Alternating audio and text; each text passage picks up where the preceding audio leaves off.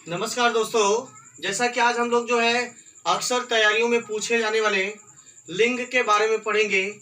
लिंग किसे कहते हैं, लिंग का अर्थ क्या होता है और लिंग कितने प्रकार के होते हैं। तो यहाँ पे लिंग जो होता है, लिंग कहते किसे हैं, तो लिंग का अर्थ होता है चिन्ह, चिन्ह या प्रतीक, जिसको यानी लिंग का अर्थ है चिन्ह या प्रतीक। अब यहाँ पे लिंग जो होता है मुख्य रूप से जो होता है दो प्रकार का होता है, लेकिन माना जाता है कि वो तीन प्रकार का है। एक्चुअल में जो होता है मुख्य रूप से दो ही प्रकार होते हैं, लेकिन तीसरा प्रकार भी माना जाता है। वो पहला पुल्लिंग होता है, दूसरा स्त्रीलिंग, तीसरा जो होता है नपुंसक लिंग। अब पुल्लिंग में जो होता है पुरुष जाति का बोध होता है, स्त्रीलिंग में जो होता है स्त्री जाति का बोध होता है, नपुंसक लिंग में जो होता है न तो पुरुष जाति का न तो स्त्रीलिंग, यानी दोनों में से किसी एक का नहीं होता है, उसको कॉमन जेंडर बोला जाता है। तो यहाँ पे सब पुल्लिंग की परिभाषा देखा जाए, पुल्लिंग, तो पुल्लिंग की परिभाषा देखा जाए तो जिसमें पुरुष जाति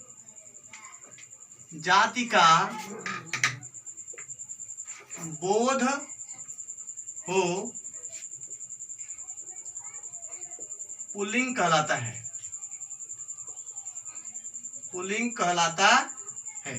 पुरुष जाति का बोध हो, जैसे अब मान लेते हैं इसमें एग्जाम्पल में हम जैसे में अगर पूछा जाए तो कैसे लिखेंगे, जैसे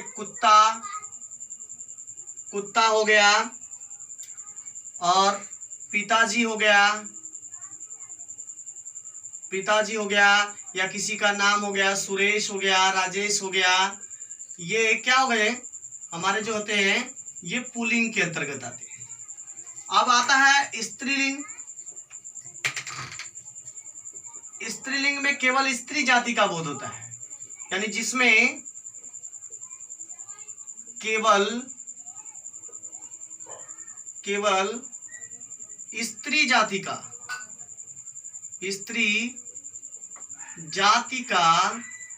बोध होता है, यानी जिसमें केवल स्त्री जाति का बोध हो उसको हम क्या कहते हैं, स्त्रीलिंग कहते हैं। अब यहाँ पे जो होता है स्त्रीलिंग में, जैसे यहाँ पे हमने कुत्ता लिखा तो यहाँ पे इसको चेंज करेंगे तो इसका जैसे में एग्जाम्पल में क्या लिख सकते हैं हम, जैसे में कुतिया लिख सकते हैं। अब यहाँ पिताजी है तो माताजी लिख सकते हैं, माताजी। सुरेश है या किसी का नाम है तो यहाँ पे हम आप लिख सकते हैं रिंकी लिख सकते हैं, पिंकी लिख सकते हैं, यानी पिंकी लिख सकते हैं, या इत्यादि बहुत सारे नाम हैं जो हम लिख सकते हैं, जो क्या बताते हैं कि स्त्री जाति या नपुंसक जाति है। तीसरा कॉमन जेंडर है, तो कॉमन जेंडर ज़्यादा जरूरी नहीं है, लेकिन अक्सर जो होता है पुल्लिंग और स्त्रीलिंग के बारे में ही पूछा जाता है। अब यहाँ पे हमने पुल्लिंग के बारे में पढ़ा, पुल्लिंग क्या होता है, तो कुछ ऐसे शब्द भी बताएंगे आपको, कुछ दिन के नाम बताएंगे, कुछ देश के नाम बताएंगे, और जो है कुछ देश के साथ साथ जो है कुछ पर्वतों के नाम आपको बताएंगे, जिसको हमेशा जो होता है पुल्लिंग के अंतर्गत रखा जाता है। यानी अब देशों के नाम, यानी कुछ ऐसे शब्द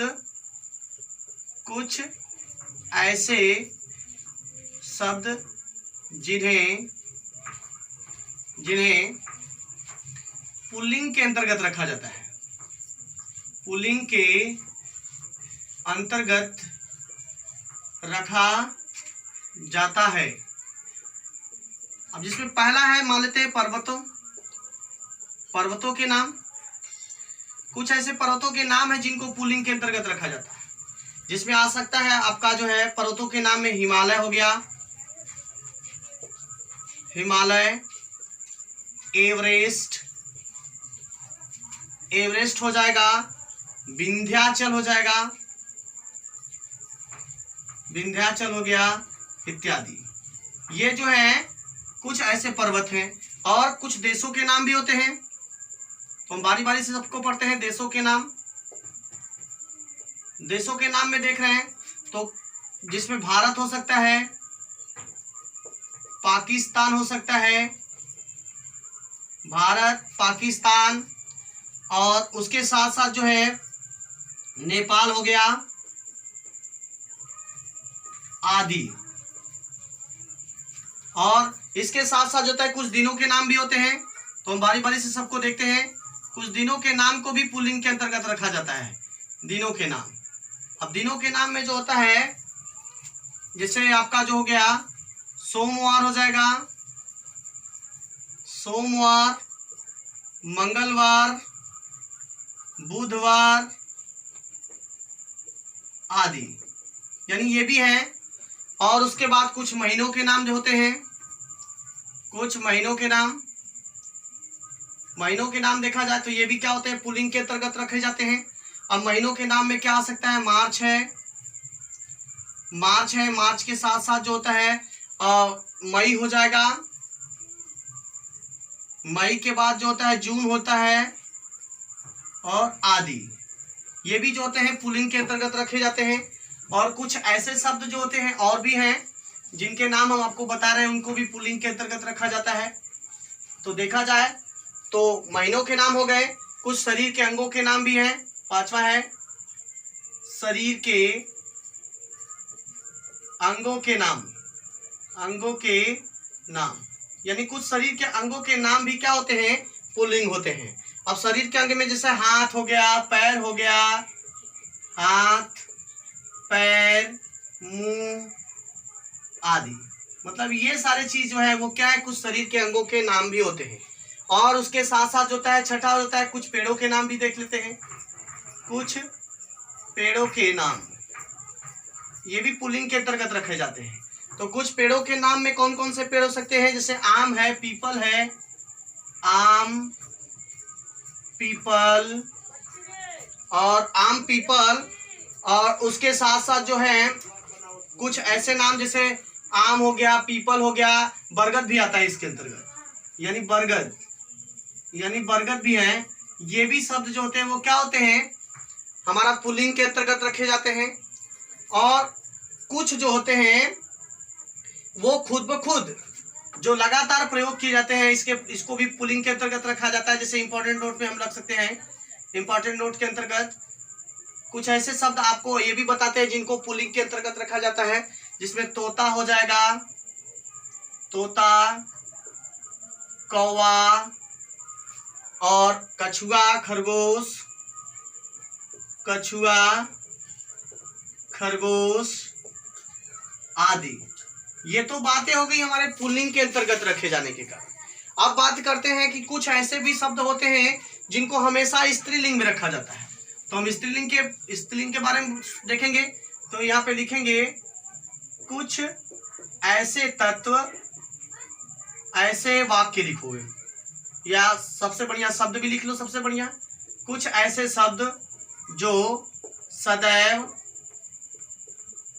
स्त्री लिंग के अंतर्गत, स्त्रीलिंग के अंतर्गत रखे जाते हैं, रखे जाते हैं। अब इसमें कौन कौन से ऐसे शब्द होंगे जो स्त्रीलिंग के अंतर्गत रखे जाते हैं, तो जैसे भाषाएं हैं,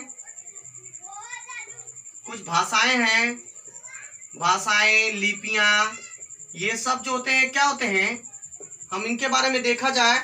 और कुछ भाषाएं हो जाएंगी, लिपियां हो जाएंगी, कुछ बोलियां भी आती हैं इसमें। तो ये इनको भी क्या होता है, स्त्रीलिंग के अंतर्गत रखा जाता है।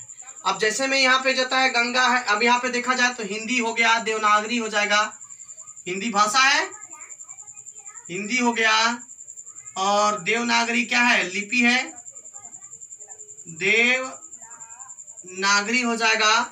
और देवनागरी के साथ साथ जो होता है भाषा में ले ले, हम पंजाबी ले लेते हैं। ये पंजाबी जो है एक क्या है, आपका भाषा है।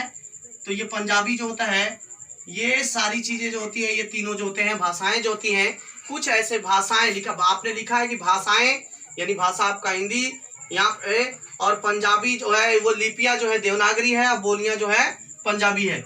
ये जो होते हैं हमारा स्त्रीलिंग के अंतर्गत हमेशा रखे जाते हैं। और कुछ नदियों के नाम देखा जाए, यानी नदियों के नाम, नदियों के नाम में देखा जाए तो जैसे गंगा हो गई, यमुना हो गई, सरस्वती हो गई आदि, यानी ये सारी नदियां हैं। इन नदियों के नाम को भी स्त्रीलिंग के अंतर्गत रखा जाता है। और जैसे उसमें अंगों के नाम थे, तो कुछ अंगों के नाम को भी स्त्रीलिंग के अंतर्गत रखा जाता है। कुछ अंगों के नाम को भी स्त्रीलिंग के अंतर्गत रखा जाता है। अब जैसे जीभ हो जाएगा, जीभ, नाक हो जाएगा, कान हो जाएगा आदि। यानी ये सारे चीजें जो होते हैं, कुछ अंगों के नाम भी जो होते हैं, और कुछ ऐसे इंपॉर्टेंट शब्द होते हैं जिनको भी स्त्रीलिंग के अंतर्गत रखा जाता है, जिसमें आ सकता है कोयल है, मक्खी है, मछली है, लिख सकते हैं कोयल, मक्खी, मछली, मछली और तितली, तितली आदि। यानी आदि ऐसे शब्द हैं जो क्या होते हैं, हमारे जो होते हैं ये स्त्रीलिंग के अंतर्गत हमेशा रखे जाते हैं। तो ये जो था हमारा जो है हमारा लिंग था, और अभी लिंग परिवर्तन आपको नेक्स्ट वीडियो में पढ़ाएंगे।